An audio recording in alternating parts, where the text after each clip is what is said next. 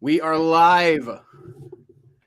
This is episode 117 of the Battle of Ohio podcast. The Bengals got it done on the road this week and are finally victors over my boy Andy Dalton for the first time. Isn't that depressing? You love to see it, though. The Browns, unfortunately, kind of stunk up the place against the Patriots this week. Thomas had fun in his Jason mask, though. Yet somehow they're only a game out of first place in the AFC North. Like, this division sucks, and we're going to talk about it. But not as much as the Steelers stuck, because why, Thomas? Do I gotta say it? They just beat Tom Brady. They just beat Tom Brady. And we can't beat the Falcons. Nah, it still suck now. They still suck. You suck, Pittsburgh. Yeah. I'm so depressed. Right. Yeah. Maybe we shouldn't do the podcast with that mask in front because your audio is kind of terrible with that mask on. I'm gonna. Welcome to the Battle of Ohio podcast, where we follow the revival of the historic rivalry between the Cincinnati Bengals and the Cleveland Browns.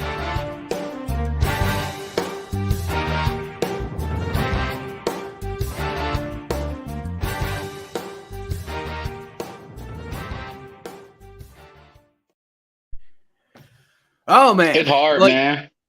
Do what? It's hard, man. What's hard? Being a Browns fan, man. It's just hard. It's hard, man. It's hard. Yeah. It's hard.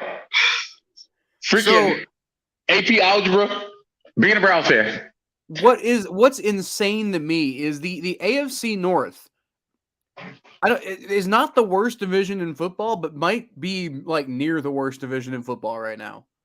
Like, at least as far as records go, I think the NFC South is worse.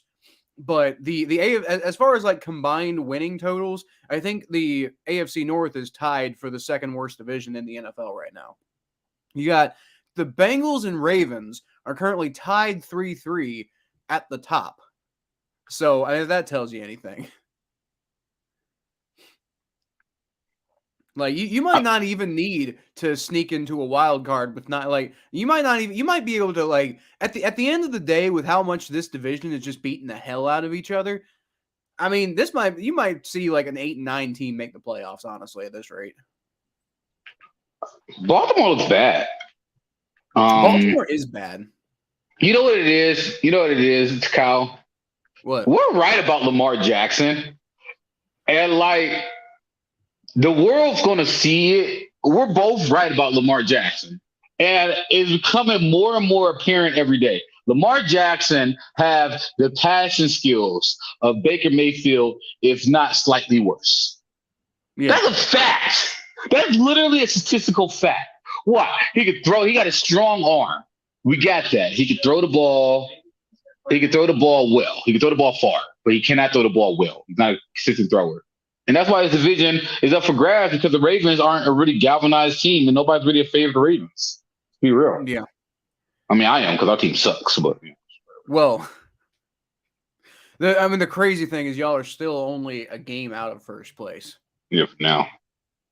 I mean, for now, but like, I mean, if things keep going the way they're going, like, I don't know. The Bengals did kind of like so. I said I've been saying this whole time, Thomas, that week 6 is when we saw things really kind of start to click for the Bengals last year. And I was wondering if something similar, because they've been following all the same patterns this year. So I was wondering if maybe we'd see like, an offensive explosion in week 6. And we kind of did, right? Like, I mean, it wasn't like the most insane, it was 30 points. It wasn't the most insane offensive output of all time. But Jamar Chase had like 132 yards or 23 yards or something insane. Like they legitimately they figured something out on offense. And unfortunately, the defense chose this week to only really decide to show up at the very end of the game. Taysom Hill quarterbacking for the Saints? No. Andy Dalton was quarterbacking for the Saints. They brought. Oh no, you're right. You're right. It wasn't Andy Dalton. I'm sorry. It wasn't Andy Dalton. We beat Andy Dalton. Like, we finally did it. It only took 3 years, but we beat Andy Dalton. The red-headed devil? My father, apparently, according to Tom Grossi. You should do the rock the baby. You should rock the baby every single time. Every time you see Andy Dalton, because like you're his son. That's what Josh Naylor for the Guardians did when he hit a home run. He rocked the baby. He's like around the bases. Something like that. That's your dad. That's your dad, Cal, rocking the baby.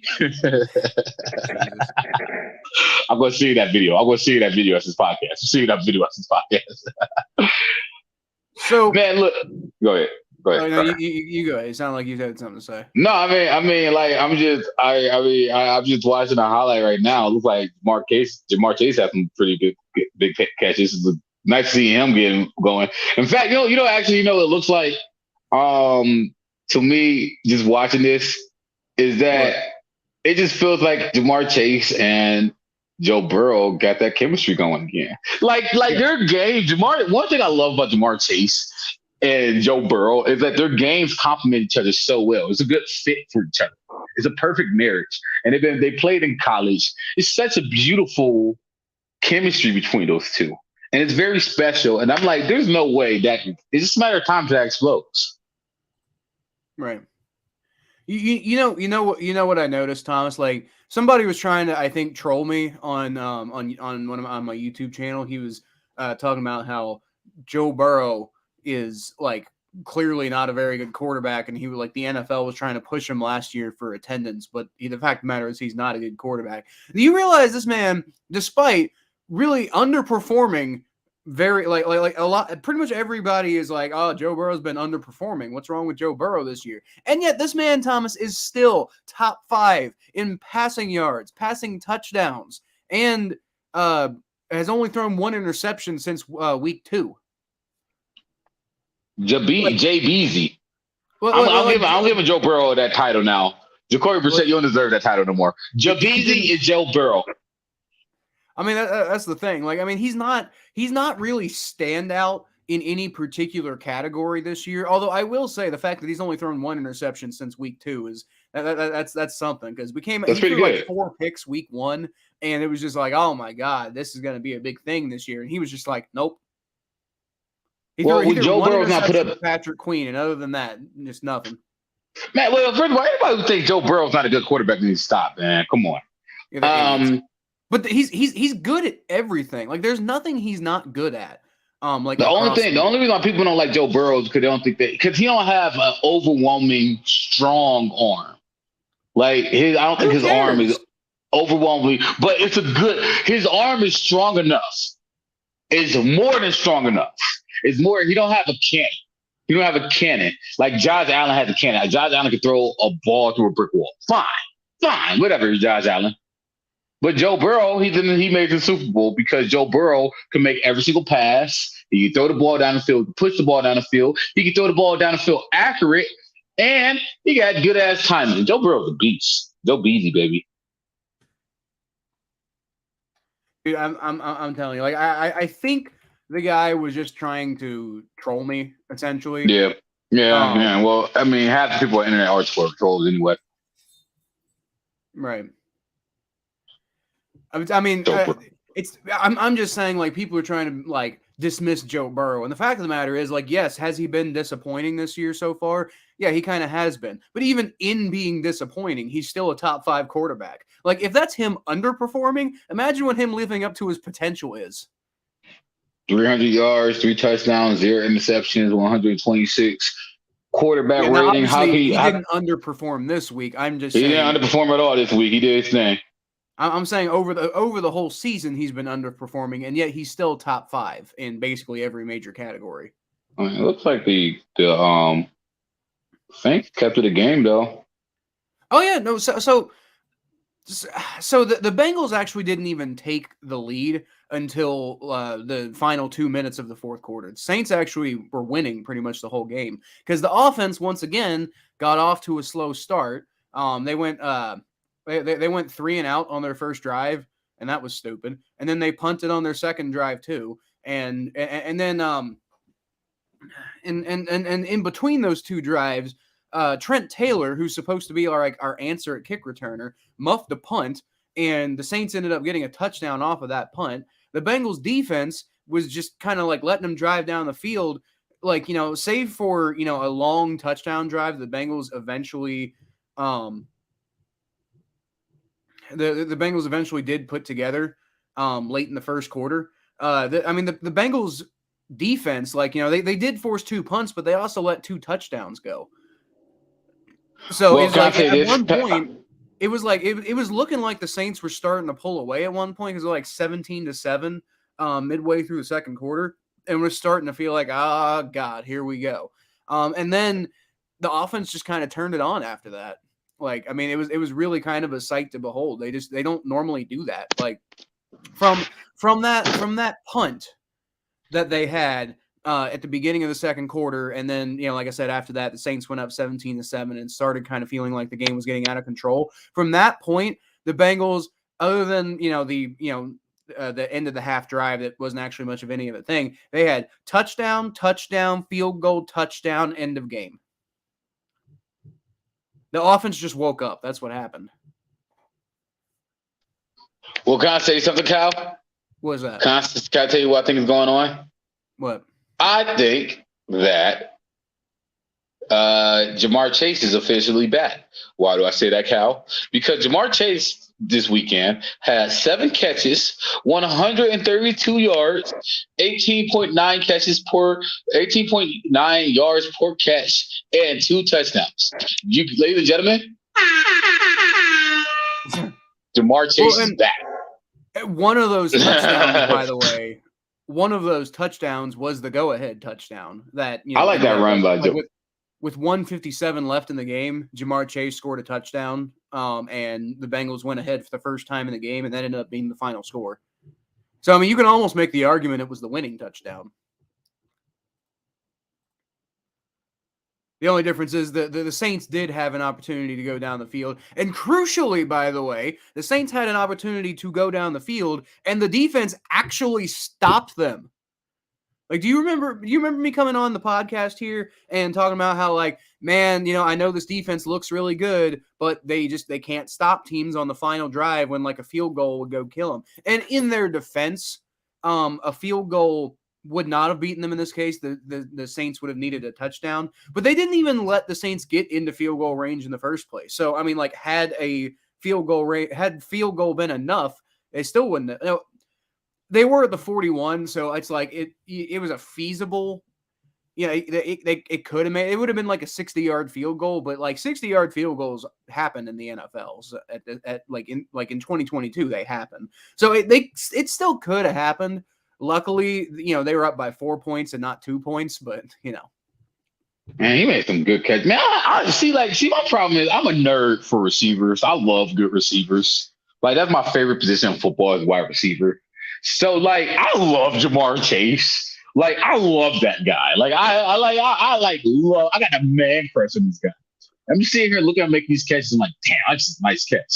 But go on your defense, though, Kyle. I'm with you. One thing about this Bengals defense, y'all got mostly the same unit from last year, right? I think every starter has returned. One thing I know is about last year's team, and the thing that I liked about the Bengals defense is not that they were like a consistent like powerhouse defense, but they always managed to get stops at the right time. No, they did. They haven't this year. That's been my problem. But like you said, man, week 6 at the right time this year. But they did it last year to the point where they made it to the Super Bowl. They stopped Patrick Mahomes at the right time. Eventually, like last year, they did. Yeah, They haven't been doing that this year, and my biggest concern with that is the fact that you're going to have it no matter how good your offense is. The Bills have bad offensive games. The Chiefs have bad offensive games. It happens sometimes. And when those games happen, you have to be able to rely on your defense to put a game away when you can't trust the offense. And as good as the defense has been at giving the offense opportunities to win games, they haven't so far seemed capable of going and actually winning a game themselves. They did it today, although they also did it with a 30-point offensive output. So, By the Like way, how like it's like I'm glad we won. I'm not saying bad defense. I'm just saying it took the offense actually waking up for us to win this game. I got two things to ask. Two questions. 2 points. 2 points. And now I'm done. I just watched the play. Just the play where Jamar Chase got that touchdown. Mm-hmm. Great play. Funny as heck. Kicked the ball in the end zone. It was like, here you go, ball. Ugh. I'm all fan for that. But secondly, why did he go for two? What was the reasoning behind going for two? So my thought process is the reason I don't think it was that big of a deal because like I thought it was kind of weird at the time, but at the same time, it's just like, what's really the difference between being up by 4 and up by 5? But if you're up by 6, then you still like if you're up by 6, then you at least have the slight advantage of if they get a touchdown, then you can still block the extra point and still have a chance to win. But if you're up by 5, that really doesn't give you any extra advantage over being up by 4. So I think the idea was just like, up by 4, up by 5, what does it matter this late in the game? Let's just go for it and see if we can get a little extra advantage. And if we don't get it, they still need a touchdown to beat us. I think my thinking is what if they do somehow get that touchdown and then a field goal win the game still instead of tying it. I don't know. That's my monologue. I guess it matters how superstitious you are. I guess No, but that's my point. Like if they get a touchdown, 4 and 5 points doesn't make any difference. Like I mean, it's not a big deal. Like you said, it's not a big deal. Still beats you. It's not a big deal though. It's not a big deal. It really isn't. Well, right. I'm just saying. In this case, I don't feel that it really made any difference in the game. Yeah. Well, obviously, y'all won. Jamar Chase out here catching touchdowns, kicking balls in the end zone.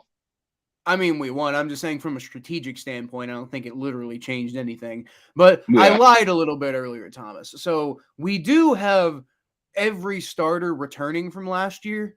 The caveat being on defense, we have every starter returning from last year. The caveat being right now, we don't have DJ Reader, which is a big reason why we were not very good at stopping the run this week. Luckily, the Saints didn't run the ball a whole lot this week. Like, they passed more than they ran.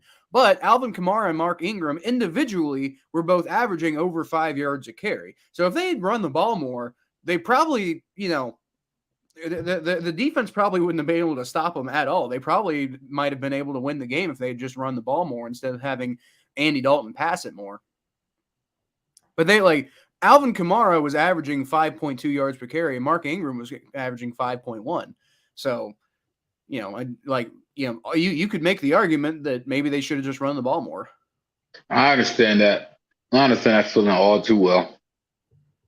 And it's not like Andy Dalton was bad. He just wasn't spectacular, that's the Andy Dalton experience, honestly. Andy Dalton experience. that's what it is. You should do that for Baker Mayfield, the Baker Mayfield experience. Let's run through what happened with the Browns. It's quite frankly at this point less interesting. We got to analyze it. They lost. They lost. They lost, and they didn't really at no point. I think the from the very first drive, Jacoby Brissett throws an interception. Yeah. And after the Patriots finish that drive, the Patriots just basically either hold the lead or are tied the entire rest of the game. So it's just like the Browns pretty much never had a chance because after the Patriots go up, after the Patriots score their first touchdown, which is in the second quarter, midway through the second, actually late in the second quarter. Once the Patriots score their first touchdown late in the second quarter, it's pretty much just a bloodbath at that point. The Browns don't get their first touchdown until midway through the fourth quarter. And then, Jacoby Brissett once again does what Jacoby Brissett once again does and turns the ball over at the end of the game. Now, it wasn't the very last drive this time, but he fumbled on the last drive of the game, or not the last drive of the game. He fumbled on late in the fourth quarter when y'all didn't really have much of a chance, but it's just there's the slimmest of possible Hail Mary attempts, and he just fumbles the ball. And And then the next drive after that is on downs. But honestly, I'm less concerned about the fact that y'all, weren't able to get the ball down the field on downs. I'm more concerned about the fact that y'all were just like okay with taking little short middle of the field passes. It's just like if you're gonna I know it's 38-15, but if you're gonna try to win instead of just kneeling on the ball and accepting your loss, why are you throwing short passes in the middle of the field? Like you're not going to conserve any. Like you only have 3 minutes and 39 seconds to come back from a 23-point deficit. I get it. It sounds impossible, but if you're gonna try, then why not do it right? Because Jacoby Brissett sucks. I mean, it's not just Jacoby Brissett though. That appears to be what the play calling is. The play calling is well, I think let us have yards in the middle of the field, but the reason they're doing it is because you'll run the clock down. Well, for one, I think that the team just gave up. Like that team gave up, dude. That team gave up at the end of that game. Like, all right, so they get a touchdown, then they do an offside kick, and they call the offside kick back because one of the players who touched the ball, and the player recovered, the player touched the ball, was out of bounds. He stepped out of bounds, came back in, he then established himself back in the bounds. But y'all gotta give him to his refs. Whatever. Then they get a stop, they fumble a punt, and they run into the end zone. He's just like, just kick me in the balls twice. It was horrible. It was horrible. It was just magnificently horrible. That was a very poor game by Jacoby Brissett. A horrible game by Jacoby Brissett. You can say all you want to, the Browns should have ran the ball, but when you're down by 10, you can't run the ball to get back to the game, especially when your defense literally not stopping anybody. Why the hell would you run the ball? Your defense is not like, I need people to freaking think here. You cannot win championships just running the ball. You need your quarterback to have the ability to throw. Think about this, people. How the hell can you run a 2-minute drill with just running backs? You can't. You cannot. And it's not like, wrong. Situation play calling, but when Jacoby, we were down in the game we were down by almost 2 touchdowns by our third drive. And on that note, it's not like when you did run the ball, it was like spectacular running either. I mean, 4.7 yards per carry for Nick Chubb. That's good. It's only 3 yards per carry for Kareem Hunt though. So but either way, 4.7 yards per carry for Nick Chubb, that's fine. But it's not explosive running. So if like to your point, if you're down and Nick Chubb is doing a good job of getting yards, but he's not getting fast yards, he's not getting big long runs or anything like that, you're not going to come back by handing the ball off. Like it's like he had one really long run for like 18 yards, and outside of that, it's like Nick Chubb wasn't exactly explosive. So it's like, I mean, yeah, you might like look less embarrassing if you hand the ball off. You might give the Patriots less opportunities to score and make the final score look worse, but you're still going to lose. I think the thing that frustrates me though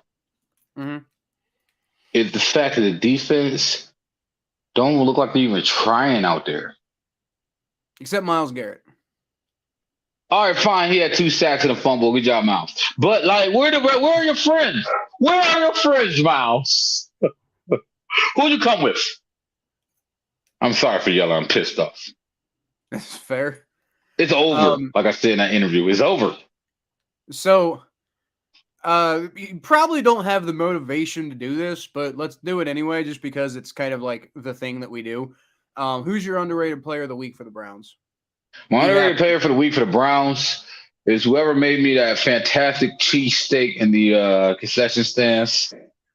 Man, it was good. It was good. The only thing I enjoyed about that game was that cheesesteak smacked.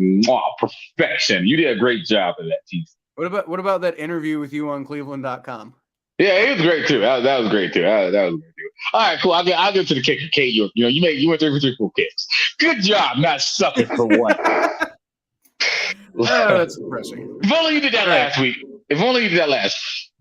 So God, my underrated player of the week for the Browns is going to be Pharaoh Brown, the tight end. Okay.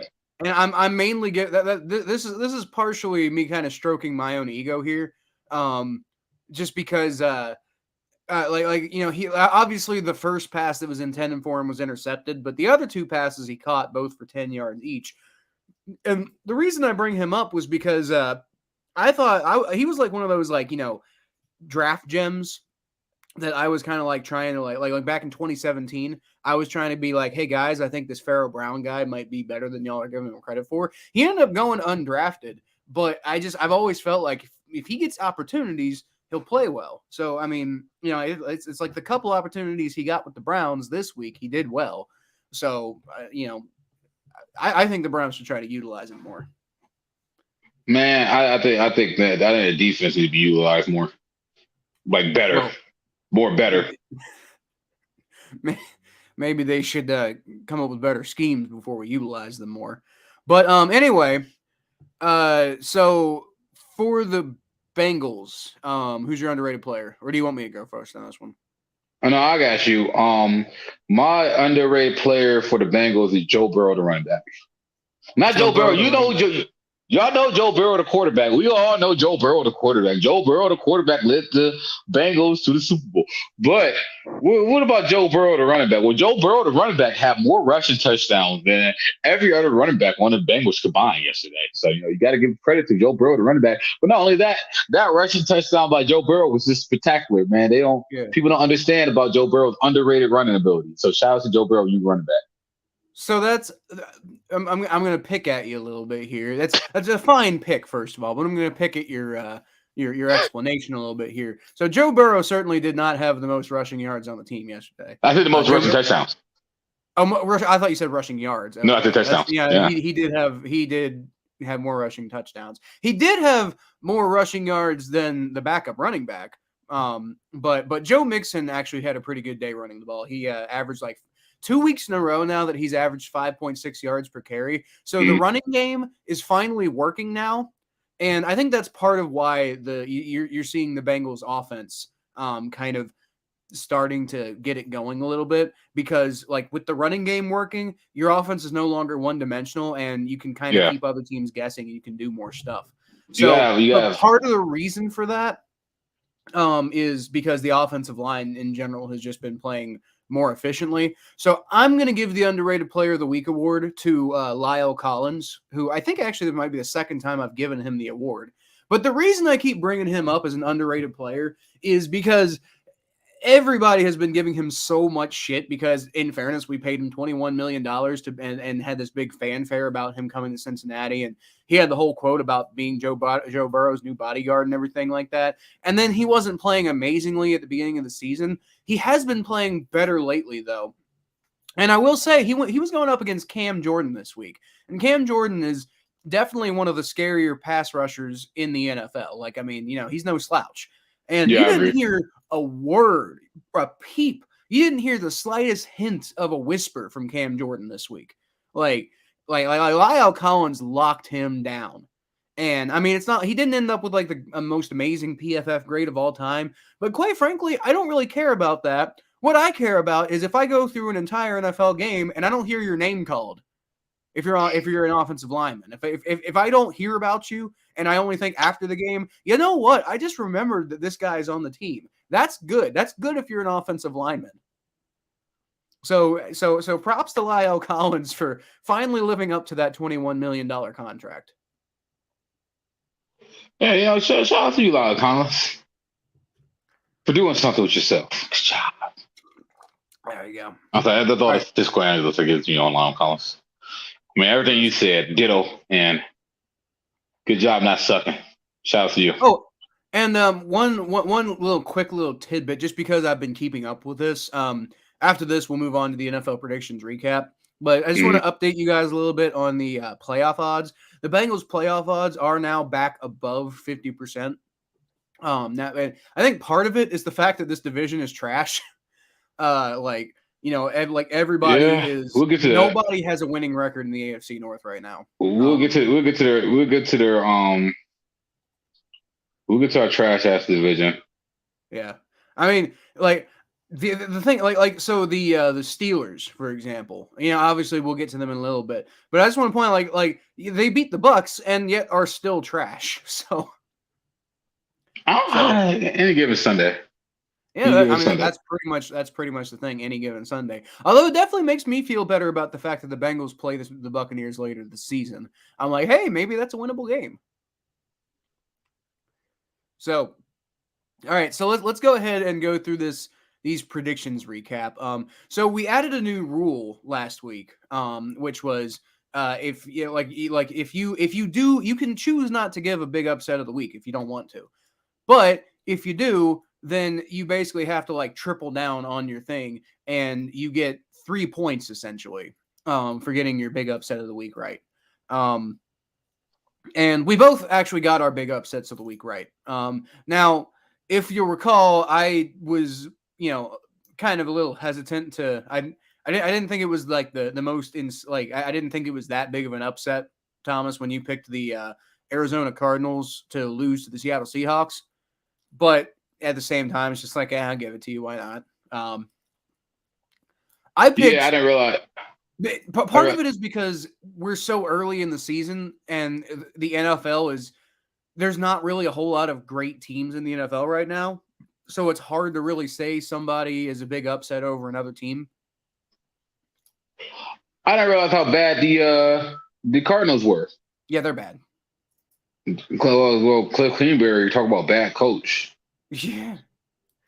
I said the first coach that I thought was going to get fired this year was Matt Rule, and the second was Cliff Kingsbury. Well, I've already got Matt Rule's already been fired, so that's slam dunk. Right about Kingsbury too.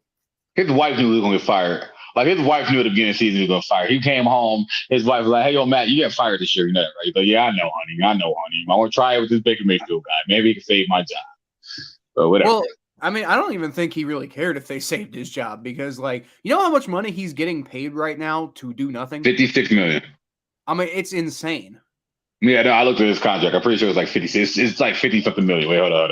How much of that is guaranteed is just insane, dude. Being an unemployed NFL head coach is the greatest job in the world. I'm sorry, it was 62 million. He had 7 years, $62 million contract. Right. To a guy who never made the college football playoffs. So congratulations. Caroline, you played your stuff. Well, yeah, but he also the job he did with Baylor and Temple was regardless of what, Baylor's never going to make the college football playoffs. It's just unfair to expect that. But the job he did with Baylor was pretty impressive. But at the same time, that doesn't necessarily mean it's going to translate to the NFL. But Matt Rule, the college coach, you can't talk shit about Matt Rule, the college coach. He was one of the greatest college coaches of all time, arguably. All at small programs, but for among small time college coaches, he's probably one of the best of all time. He should go coach Ohio University. That would be great, actually. Now, that wouldn't be great because I really like Frank Solich. So Frank Solich retired, didn't he? Was he? I thought he retired. Oh, he retired. I thought you said he got fired. No, he retired. Yeah, no, hell yeah. Okay, so if Frank Solich retired, then hell yeah, let's bring in Matt Rule. Sounds good to me. Yeah. They can't afford him, but maybe they can because he's just. Man, they can. Man, all you's not broke. We don't go to a broke school, man. They just freaking tore down a dorm and built a couple new. They're not a broke school at all. It's not. It's not about them being broke. It's about can they compete with Alabama? No, they care. Not yet. But what's going to have to happen is we're going to have to get rich, and we're going to have to sign a big time quarterback to an NIL deal for Ohio University. Okay. I'm going to do it. If you're down, I'm down. Oh yeah, no, sure. If I get rich, I will absolutely put money into Ohio University. Oh yeah, let's pay a quarterback and a receiver to go to OU. We're going to recruit. She's going to go to the coach's office. We're recruiting this class. At the same time, which quarterback? Because didn't we have Michael Vick's nephew or something like that? Yeah, he wasn't any good. Yeah, he wasn't good at all. So. Who are we even really going to go get? I don't know. It's hard out here, man. It's hard out here for a MAC school football team, man. Yeah. All right. So let's run down the games that we got wrong. Just wanted to shout out those big upset of the week, because like even though I didn't totally agree with Thomas calling the Seahawks beating the Cardinals an upset, at the same time there are just so few games that the one I got mine right though. I forgot to mention that. So here's the thing.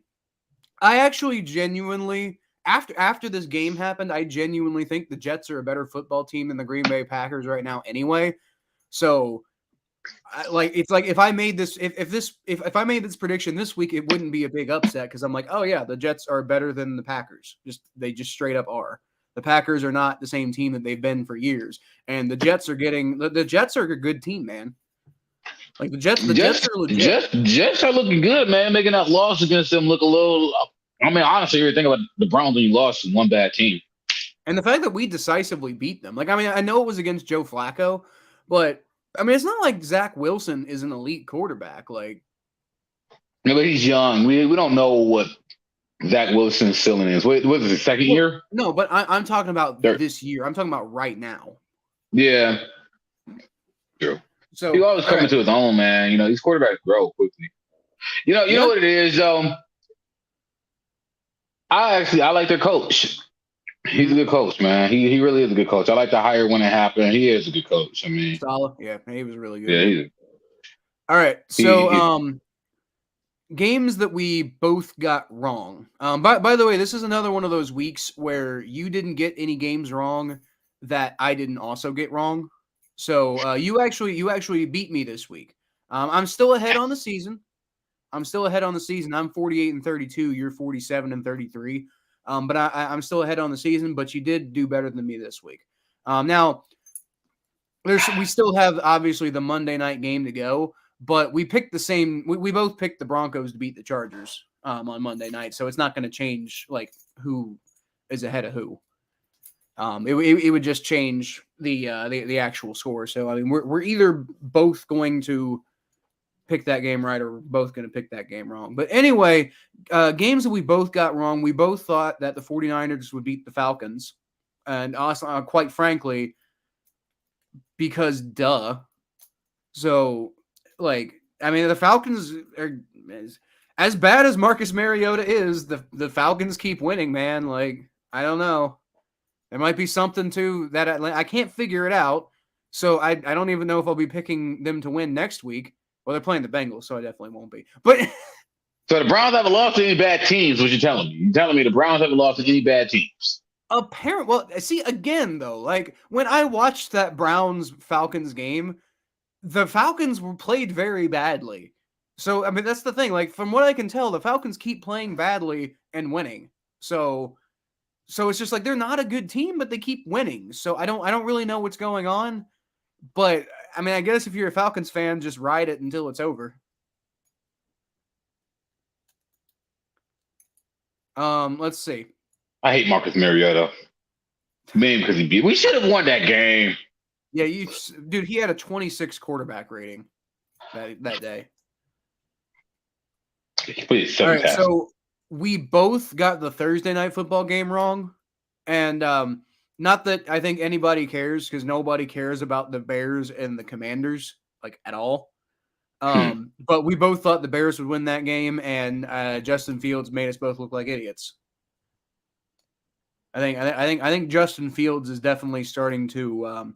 I don't want to say he's approaching bust territory because he had like there were a lot of people who came out of last year saying, "Oh, Justin Fields looked pretty good for a rookie," and it's like he's kind of taking a step back this year. But there is a thing called a sophomore slump, so it's like he could be like he could come back in his third year and do just fine. Yeah, I'm gonna be real with you, man. I went to the Browns Bears game last year. My father's first football game. My father went to. After the Browns smoked the Bears. My father, he didn't talk for like 2 quarters. It was phenomenal. He didn't talk to me for like 2 quarters. I thought my father was mad at me for something. Like he said more bad things to me than good things. So I thought my father was mad at me. He didn't talk for 2 quarters. First thing he said, 4th quarter. 2 quarters, swear to God. You suck, Justin Fields. All right, let's go. I'm tired. No, apparently, I was like, no, well, and, yeah. You know, You know who beat him this week, Thomas? Carson Wentz. Carson Wentz. And you know the great thing about that is that I thought to myself, dang, Dad, like father, like son, because I feel the same way about Carson Wentz. You suck, Carson. And it's not Good like the Commanders won this game. Like Carson Wentz was bad too. It's not like he had a good game. They just Man, he had wasn't good block, as though, bad as Justin Fields. according to you. Do what? Oh no, He yeah, had a that good block. that block he had, dude, that was an elite block. Like it didn't even. I think it resulted in like a 6-yard run or something like that. It wasn't even that impressive. But dude, he just came out of nowhere and he laid out this linebacker for Chicago, man. Like that dude was dead at the end of the play. I was like, whoa, Carson Wentz, dude. Like I will not accept any Carson Wentz slander anymore, as long as that clip is still relevant in the world. Like that was in it. That was such a nasty block. He should play fullback. He shouldn't play quarterback. He should play fullback. You suck, Carson. All right, so you know the thing is, I need him to do good. I need him to do just good enough so I can ride this joke out as long as possible. Okay. So I see what you're doing. So his career can extend and you can keep making fun of him. Yeah, of course. That's fair. You got to be just good. He survived long in the Baker somehow. Excuse me. So the next game that we both got wrong, we both thought that the Jaguars would beat the Colts, and they almost did, but like at the very final game or the very final drive of the game, Matt Ryan actually woke up as a human being and put the Jaguars away. But like we got very close to getting this one right. So I will say maybe we were a little too quick to call the Jaguars like contenders, because like maybe the Jaguars actually aren't all that good. Man, it's like every single one of my bold predictions this year are just like going off the rips. Besides the fact that I think that 9-8 team will make the playoffs in the AFC, I stick by that. I stick by that completely. It might be from our division. Well, it might honestly. be. A 9-8 team might win our division. Yeah, that's what I'm saying. The AFC North is bad, dude. I said the Jaguars to win. We're going to win the South. They lost by they only scored 6 points. Yeah, I guess Trevor Lawrence isn't the truth. Speaking of our trash division, and we can, since we're kind of like pushing up on 45 minutes here, and I know we're trying to get out of here by 7. The last game, the last game that we need to talk about, I think we can combine with the state of the AFC North, because it's the Steelers game. We both thought that the Buccaneers would win this game because I think, obviously the Buccaneers. Yeah, I mean, Tom Brady, love you, bro. Were Super Bowl contenders, but I don't think they're Super Bowl contenders right now. They don't look like Super Bowl contenders right now. And man, dude, like, and here's the thing, like, Kenny Pickett. I don't see anywhere that Kenny Pickett got hurt. It looks like Kenny Pickett got benched for Mitch Trubisky. It's just like for the Steelers, like, y'all got to win this week, and good for you and everything like that. But like, you're not going to win a whole lot more games, and you got your brand spanking new first round quarterback benched for Mitch Trubisky. Like, did you really win? Like, it sounds like a Pyrrhic victory at best to me. Dude, I'm not gonna lie though. Like, Mitch Trubisky ended up with 142.4 quarterback rating, and I don't entirely understand why Kenny Pickett got benched, because it doesn't look like he did terrible. Like, I mean, he wasn't great, but he didn't throw any interceptions. He only got sacked once. It's not like he was like super amazing, but he also wasn't terrible. So, I mean, obviously, I did not watch the game, so maybe Kenny Pickett did get hurt and nobody's reporting it. But it appears to me that he got benched. Man, it is just funny just watching. Never mind. I actually lied. Ignore everything I just said. According to the news, Kenny Pickett suffered a concussion in that game. So I guess just for whatever reason, the box score, like ESPN that I use for box scores, just didn't report that Kenny Pickett was injured on the play. But allegedly, he did exit with a concussion, so that's why he left. But I will say, the way Kenny Pickett was playing and the way Mitch Trubisky played, I don't think the Steelers win this game with Kenny Pickett in. So the thing I don't think Kenny Pickett's good. I don't either. I mean, I think partly he's a rookie, and we don't know what he's going to be like long term. But he's definitely not really good right now. And honestly, the Steelers might be better off with Mitch Trubisky in over Kenny Pickett. So it's just like, with the way the AFC North is right now, the Steelers are one game behind first place in the AFC North. So, like, do you just ride the hot hand? Do you put Mitch Trubisky back in and say, you know, like, damn the future, if Kenny Pickett doesn't develop, he doesn't develop, we have a chance to go, like, try to do something interesting now? Because, like, I mean, here's the other thing. I don't really think the Steelers are going to win a whole lot of ball games regardless of who's in at quarterback. Like, they beat the Buccaneers, but I don't think they're going to do that. I mean, they got on their schedule coming up, they got the Dolphins. I don't think they'll have too much trouble with the Dolphins. I don't know if they'll win, but I think that could be a game that they could win. But then after that, you got the Eagles, who are really, really, really, really good. You got the Saints, who are, you know, they're pretty good. Like, I mean, we just played them, and honestly, it was a very respectable game. Like, the Bengals had to actually wake up and play like the team that they were supposed to be all along to win that game. Then you got the Bengals, and I like, honestly, like, there's no way we lose to the Steelers twice. Like, the Steelers, like, I mean, if we do, I don't know what to do anymore. And then the Colts, they should beat the Colts. The Falcons, which we just talked about, they might be, you know, better than we thought. Ravens, Panthers, Raiders, Ravens, Browns. Okay, so the end of their season isn't really that hard. But although I will say, you know, y'all have Deshaun Watson back, and y'all took care of him pretty easily last time he played. So Deshaun Watson going. Never mind, can't say that. It'll be the last game of the season. So all of my talk about how rusty Deshaun Watson's going to be, he might not be rusty in Week 18, or at least he might be warmed up enough to have a good game. You didn't see him saying. I mean, I think like the first 2 games he's going to like have some rust. That's what I'm saying. It's not. I mean, like those people saying that he's never going to be the same quarterback again. Those people, that's blasphemy. But it's not like he's not practicing like every single day. Like you know what he did? You know what they did? You know what the Browns did, or what Deshaun Watson did? I'm sure the Browns did, or he did it. So this is a baseball field on the west side. Ran out the baseball field, literally ran out the baseball field. He goes there every day. Giant baseball field. It's like a stadium and everything. Got facilities and everything. The pro baseball field, pretty much.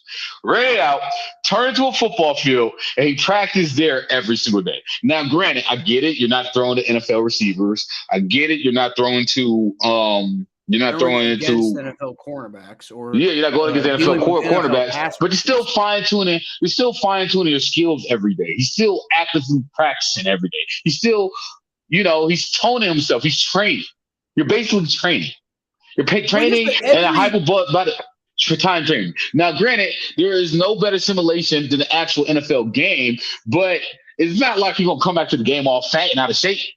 Well, nobody's expecting him to come fat and out of shape, but definitely 2 years out of the NFL, you're not going to come back and be ready to play. Like, I mean, I do think probably he'll have it together by like Week 18, but honestly, like you're saying, he'll be back and ready to go within the first 2 games. I don't know if it'll be the first 2 games. I think like maybe the final 3 games you'll start seeing like the Deshaun Watson you expect to see. But even then, let's not forget that Deshaun Watson isn't like, it's not like it's Tom Brady. You know, it's not like it's prime Tom Brady. He's really good, but he's not like, he was never even the best quarterback in the league any year that he played. So it's like it's pretty damn close. He's damn good. He's damn good, but it's not like he's a generational talent. He's pretty damn close. Damn close doesn't. But we're talking about the NFL, where like little tiny thin margins like that define football games. No. Y'all forget how good Deshaun Watson is, man. Do like people literally forget how good this kid is? Like, are we going to really? That's the thing. he's really talented, but he didn't play he didn't play up to his potential all the time. That's my point. Because he had the worst. He had a horrible team. He had But he didn't a at one horrible point. team. But he didn't at one point. He didn't And at at one point, he still didn't have a wasn't horrible playing up to his team. potential. He was up on the champion Kansas City Chiefs, and his defense blew a lead. But he couldn't get anything done with it. Like his defense blew a lead, but the offense couldn't get anything done either. His last season, by the way, with no receiver, with no receivers, no offensive line, Kyle. 4,823 passing yards, 33 touchdowns, 7 interceptions with a 112 quarterback rating. No running back, no offensive line, and no receivers. He was that team. Those are really good stats for a player that don't have a team. Come on, man. Stop playing with me. All I'm telling you is what I saw on film the last few times I saw Deshaun Watson play. Like I know 2020 he definitely put up some stats, but 2019 was a lot less impressive. And I mean it was still fine. It was like Andy Dalton level, you know. But keep in mind, like, he never had an offensive line. He never had good receivers besides Hawkins. Okay. Hawkins is great. He's good, man. He's good. I have never doubted that Deshaun Watson is talented. I've never denied that Deshaun Watson is talented. Obviously, he's talented. But what I'm saying is talent doesn't win football games. Yeah, I mean, it was, what's his name? Lamar Jackson. But Deshaun Watson won football games. Deshaun Watson won football games, and you got to realize there's a lot of issues going on in Texas. Texas was a dumpster fire. I mean, my football team was a dumpster fire too. But like, there are problems in the Texas organizations. You have the owner making racist comments. You have a coach that don't know what he's doing. You had a general manager trading away all the draft picks for players that are not necessary. You had the general manager trading away his best players. There was a lot of problems in Texas. The players didn't even want to be there because they didn't want to even play for the owner. Do you not forget the comments that he made about the players? Yeah, I know. He called them inmates. I know, and I don't think that's necessarily what he was trying to say, but I also understand where you're coming from. But I don't know, man. Like I feel like people act like Deshaun Watson is like, this generational talent who is just like nobody's ever stepped on the football field better than him. And it's just like he was never better than he was never a better quarterback than Patrick Mahomes, first of all. So I mean, it's like, yes, he's damn good, he's damn talented. I just think it's gonna take him a minute to readjust. And even then you've got to overcome like Cleveland. Like, I mean, let's. I'm not even trying to talk trash here. Let's just be honest about what Cleveland does to people. You're right. I'm not going to front on that one. I'm not going to front on that. You're right. Your audio cut out, Thomas. Oh, wait, hold up. I can't hear you. Can you hear me now? There. Let's do this. Looks like we lost Thomas's audio. So, Deshaun Watson. As Thomas knows, Deshaun Watson's a terrible quarterback, and nothing's ever going to happen with him there. And man, the Browns just going to lose 17 games this year, even though they've already won a few. I mean, I can tell Thomas is agreeing with me over here. He's nodding his head yes, and he's like, man, the Browns suck. All right, yeah. Can you hear me now? And he's just mouthing. Yes, Kyle, the Browns terrible. Look, what's going on right now? Dude, your audio's just completely shot. I don't know what to tell you. Can you not hear me? Wait, hold up. All right. It's unfortunate because we haven't even done the Ravens portion of the state of the AFC North. So right now it's just me. I imagine Thomas is going to try to reconnect here in a second. But I mean we're pretty much done at this point. I think when Thomas comes back on, I'll probably let him finish what he had to say about the Browns, and then we need to talk about the Ravens. But we really can't spend too much time on that because we're pretty much done. But hey, he's back now, so let's see if we can Okay. Look, man. Look. Okay. First of all, real quick, I just want to say this. You're right. You can hear me though now, right? Hold on. You know what? Let me see.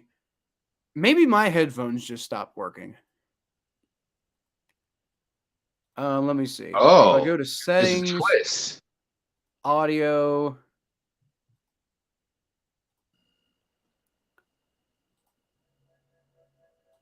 Okay, try talking, Thomas. Testing. 1, 2, 3, testing. Okay, so my headphones just shat. Oh wait, no. Hey, okay, I figured it out. That's my fault. Oh man, see, I was chilling. See, I had my headphones. See, I was in the zone. I'm sorry. That probably sounded really stupid coming from the other side too. Okay, go ahead. Wait. All I'm saying is, you're right, man. This organization is crazy. But Yeah. I do think Washington's going to be a great quarterback in the city. I'm actually pretty confident about that. But I don't know if this is going to be the coaching staff. I don't know if this is going to be the coaching staff. But if you want to go on the Ravens real quick so we can get out of here, I'm ready to go on the Ravens.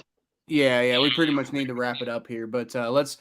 I don't really have too much to say about the Ravens other than like they're not good. Like they're not like they're obviously not trash. They're not horrible. Like, but they're not good. Like like look at look at the here. Let me bring up the Ravens. The games the Ravens have played, and let's look at what we're dealing with here. Like the Ravens are 3-3. And if I could bring up their schedule real quick. So they lost week 1. They got their defense just could not do anything against the Dolphins. That was week 2. Week 1, they got blown out by the Jets, 24-9. So it's just like, what the hell even are you, Ravens? Week 2, they got some offense going, but their defense let the Dolphins put up 42 points. Week 3, they let that was also the big comeback at the end of the game too by the Dolphins. Week 3, they blew a lead to the Patriots. Yeah, they won that game, but they still blew a lead. Week 4, they blew a lead to the Bills and lost. Week 5, they beat the Bengals, but we've already talked about how that game was just like the Bengals just shot themselves in the foot repeatedly, and the Ravens just kind of stood there and like, thank you for letting us win this game. And then they lost 20-24 to the Giants. Just like the games that the Ravens have won this year, they blew out the Jets week 1, and that was, especially now that we know what we know about the Jets, like, you know, that worked out. Good for them for beating the Jets, 24-9 week 1. But outside of that, man, like, they almost blew a lead to the Patriots, and the Patriots are not a good football team this year. They beat the Bengals, but you can't possibly feel good about that win if you're a Ravens fan. And other than that, it's, they lost to the Giants, they lost to the Bills, they lost to the Dolphins. Like, I don't get the hype around this team. I just don't. Lamar Jackson threw over 250 yards once this season. Yesterday, he had a 53% quarterback completion rating, only averaged 6.6 yards per completion, had a touchdown to one touchdown to one interception. He's getting worse. He's getting worse passing that ball. Let's be real, he is. He's getting worse and worse passing that ball, and it's becoming more and more apparent that he's not a good passer. Right. But, whatever. I'm just crazy. It's fair. But I do think that we probably need to go ahead and wrap it up. So basically, takeaways from the state of the AFC North, I think, are the Ravens are highly overrated, and I don't really. Okay. I'm still very mad that I'm mad that we lost to the Steelers. Like, there's no way on earth we should have lost to either of those teams. But that's just kind of what the Bengals do, I guess. But hey, I said week 6 might be when they turn it on. Looks like they finally turned it on now. So maybe maybe we can, turn it back around and overtake the Ravens. I don't know. The Browns, hey, man, y'all are only a game behind. I know it doesn't look good now, but y'all are only a game behind for what it's worth. I have no faith, Kyle. That's Go fair. The Cavs start Wednesday. ESPN actually flexed 3 Cavs games to national television. Because even them are more excited about the Cavs than they are the Browns. That's fair. It's hard. It's hard out here.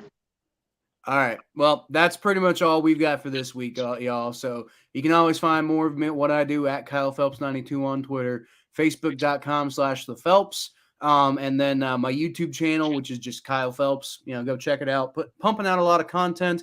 And I got rated by Tom Grassi the other day, and my subscriber count like doubled. So I kind of don't have any excuse anymore not to pump content out because I got people expecting it now.